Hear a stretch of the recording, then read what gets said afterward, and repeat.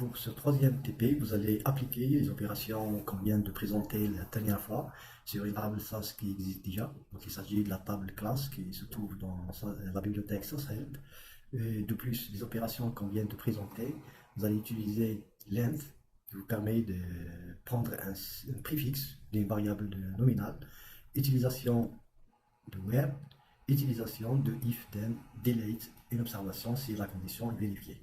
Par la suite, vous allez découvrir aussi comment exporter le contenu d'une table SAS vers un fichier texte et vous allez aussi découvrir les différentes façons pour fusionner des tables SAS avec les deux méthodes, soit qu'en ajoutant des observations, soit qu'en ajoutant des variables. Donc ici, j'ai une table qui me permet d'évaluer le groupe 1 et j'ai le numéro de poste, la note du travail sur la machine, le temps qui représente la durée d'examen de chaque étudiant et enfin une note de copie. Donc les postes sont numérotés de 1 jusqu'à 15 ou 16. La note du travail sur la machine est notée sur 8. La durée d'examen c'est 60 minutes au maximum et la note de la copie qui est notée sur 2 points. Donc en exécutant ce code, nous aurons cette table SAS.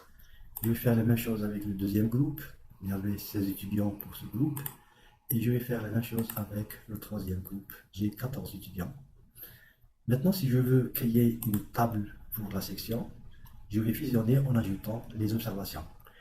Donc, après avoir créé la table section 01, grâce au mot-clé 7, je vais charger le contenu de la table du groupe 1, suivi par celui du groupe 2 et enfin celui du groupe 3. Et comme résultat, vous aurez ça.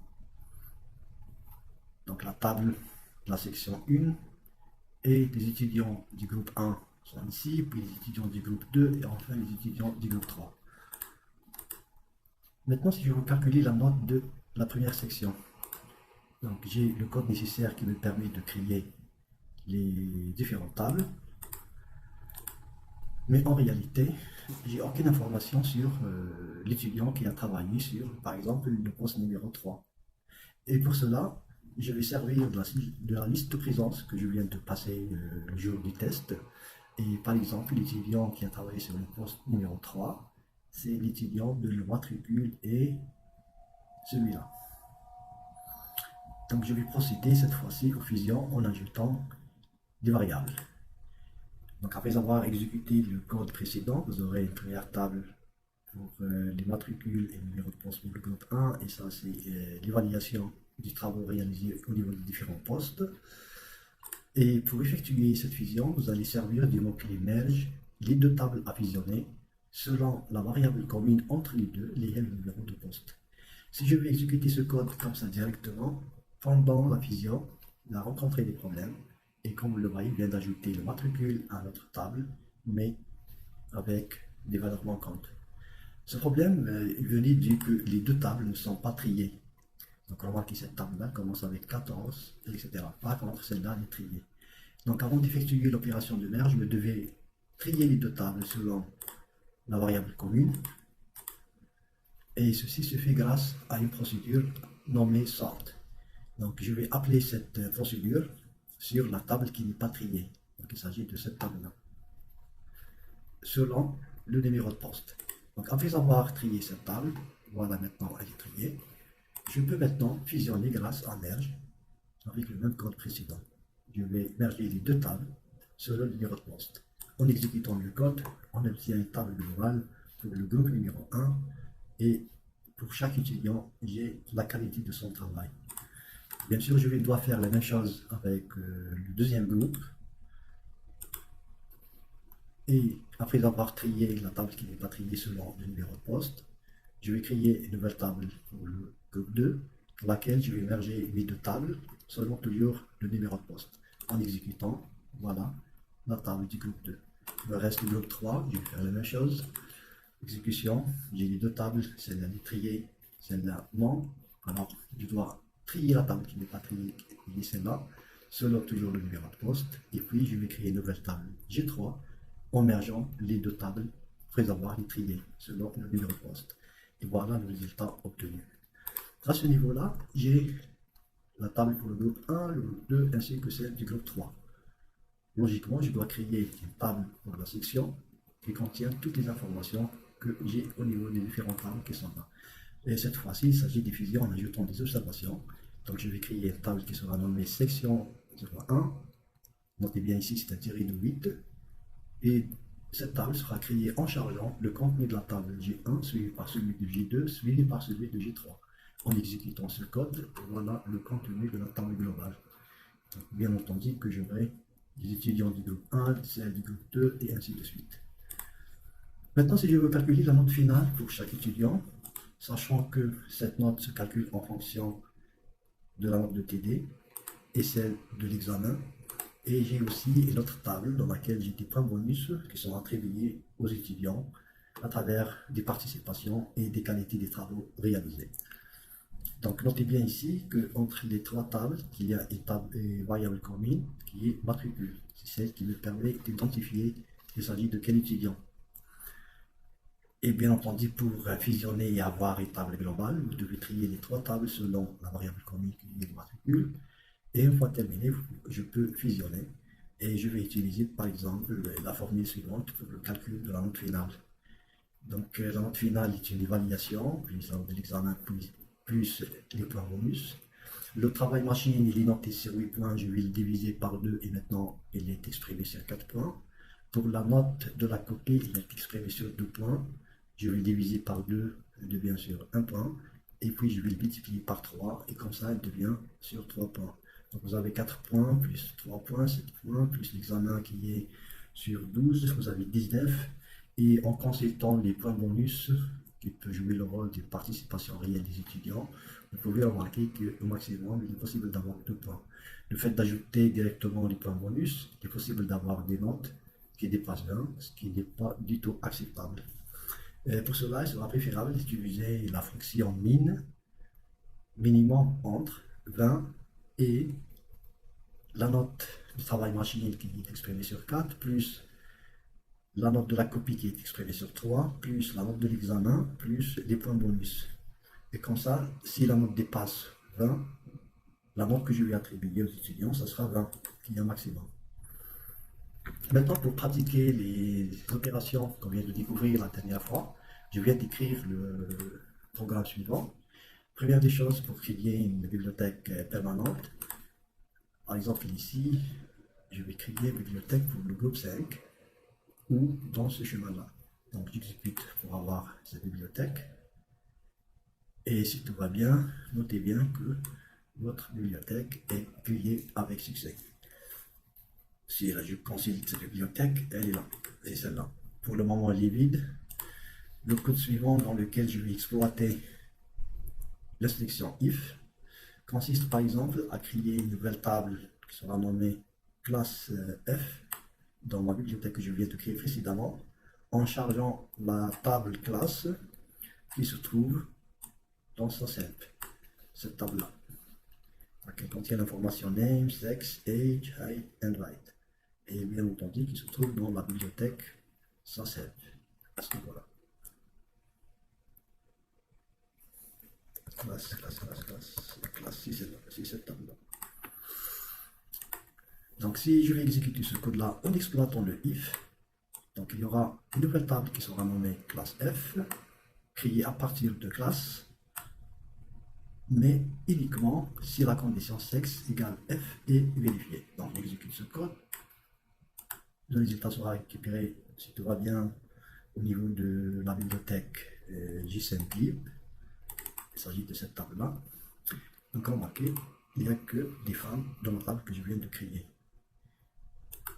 Le code suivant dans lequel je vais exploiter if then statement, je vais créer une nouvelle table qui sera nommée comme ça, toujours à partir de la table classe de SASELP, mais cette fois-ci, quand il s'agit par exemple d'un homme, je vais positionner la valeur de height par 77.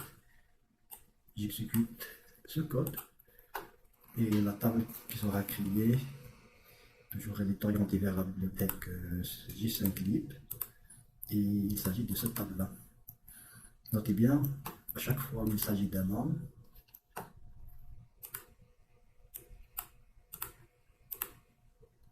la variable height sera positionnée par 77. Le code suivant qui me permet d'utiliser l'opération rename.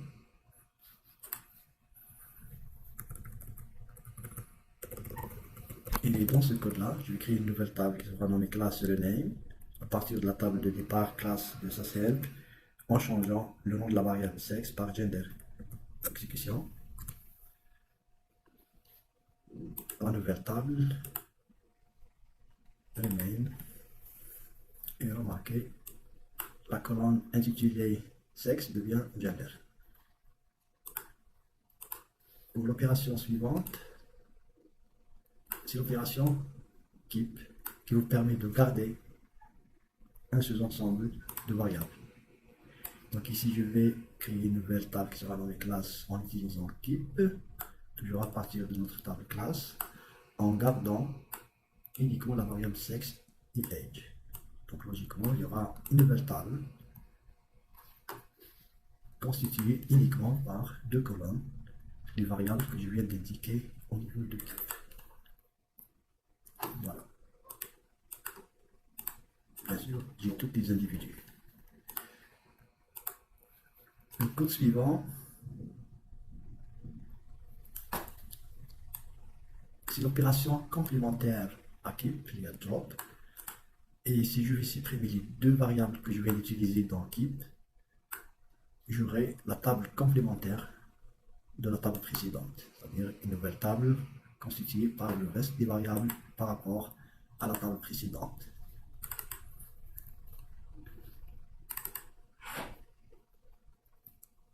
Donc il n'y a pas de sexe, il n'y a pas de age. Le code suivant me permet de créer une nouvelle variable. Et par exemple, je vais diviser le height par rate pour calculer une nouvelle colonne, une nouvelle variable qui se calcule par la division de height par weight. Et bien sûr, la table que j'aurai comme résultat contiendra une variable de plus. Alors, j'ai 6 variables, et cette variable-là, elle est calculée par la division de cette variable par celle-là. Voilà. La nouvelle variable qui est calculée par la division de ça par ça. Le code suivant vous permet d'utiliser la condition where. Elle ressemble à celle de if. Donc ici, je vais créer une nouvelle table qui sera nommée comme ça, classe where, toujours à partir de la table de départ classe, mais pendant le chargement des observations, je vais charger uniquement les observations où la variable age est supérieure strictement à 13 et sexe égale m. Donc il n'y aura que des hommes dont l'âge est strictement supérieur à 13. Exécution.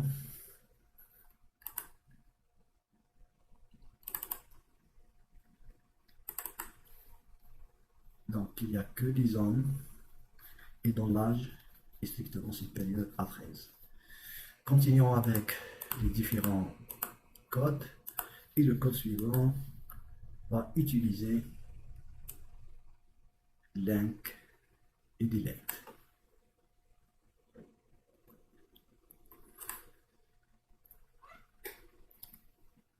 Donc pour length, je vais calculer une nouvelle variable à partir que nommé nom à partir de name, et la variable que je vais créer a une longueur de 3 caractères au maximum et elle est de type nominal. Exécution.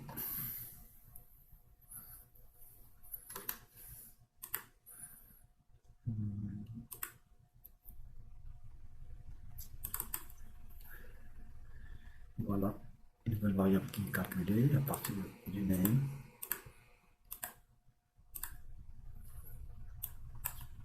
Nom, et elle est constituée par 3 lettres qui sont un préfixe de ça.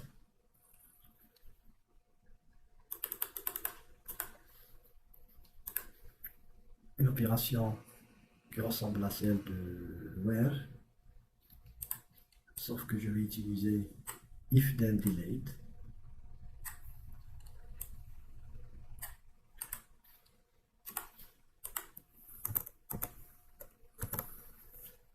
Donc je vais créer une nouvelle table de delete à partir de la même table. Et si cette condition-là est vérifiée, alors delete. Donc si cette condition est vérifiée, l'observation n'est pas concernée par la table que je vais créer.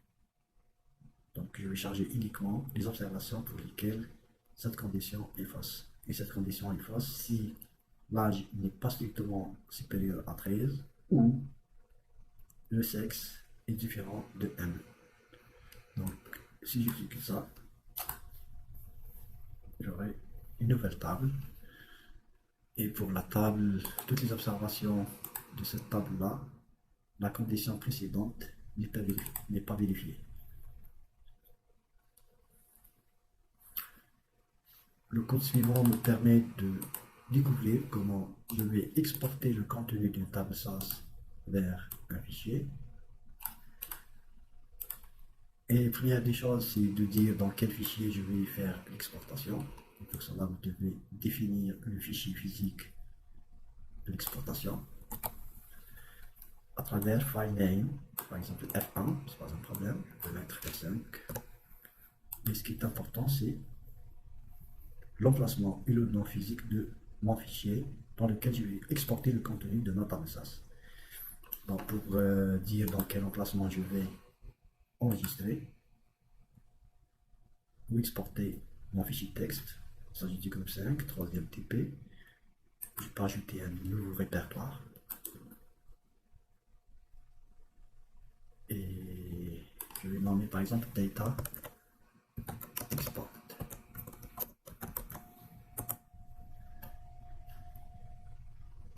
Maintenant je veux que l'exportation se fait vers ce répertoire là. Donc je vais prendre ce chemin là dans lequel je vais faire l'exportation et je vais le coller ici, entre les guillemets. Et mon fichier sera nommé par exemple classe de texte, classe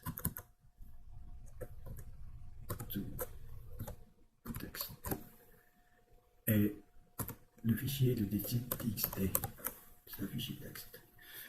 Maintenant je viens d'indiquer dans quel emplacement je vais mettre le fichier à exporter. Pour effectuer maintenant l'exportation, ça sera à travers l'étape data, mais cette fois-ci noté avec le mot-clé nul. Donc ce mot-clé indique qu'il n'y aura aucune table à créer à travers cette étape data. Maintenant, qu'est-ce que nous allons faire dedans? Nous allons charger le contenu de la table classe ou dans le fichier F5 qu'on vient de définir précédemment. Et maintenant, pendant l'écriture des observations au niveau de notre fichier texte, nous allons écrire, grâce à put, les variables qui m'intéressent. Moi, je vais écrire la totalité des variables. Je vais commencer avec le name, première variable, qui est de type chaîne de caractère nominal. Donc, après avoir écrit la valeur du nom, je vais, donc en allant avec arrobas, donc aller à la position 10 et écrivez les valeurs de la variable sexe. Par la suite, je vais ajouter une position et je vais écrire age, puis une position et je vais écrire la variable height. Et enfin, aller à la position 17. Et donc, la position 17, elle est suffisante pour terminer avec l'écriture des informations name, sexe, age et height. Et à partir de la position 17, je vais écrire les valeurs de height. Et en exécutant ce code-là, il y aura une nouvelle, bon, il y a erreur. Ici, c'est insuffisant autorisation access, F3. Qu'est-ce qui se passe? Bon, je dois exécuter le fichier. Je dois d'abord sélectionner ça pour indiquer dans quel fichier je vais écrire. Maintenant, en exécutant, donc il y aura un nouveau fichier texte dans lequel on vient de faire l'exportation du contenu de notre table classe.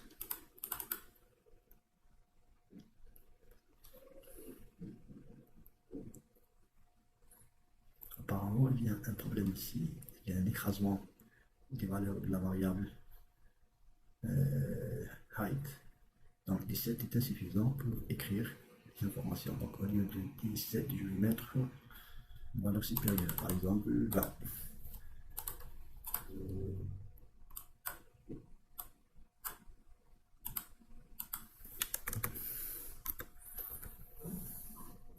Exécution à nouveau.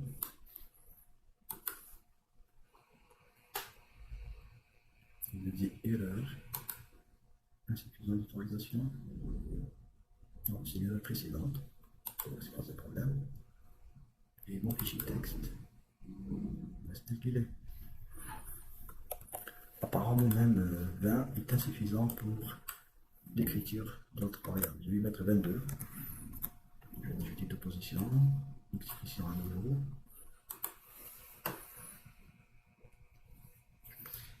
Et cette fois-ci, tout va bien.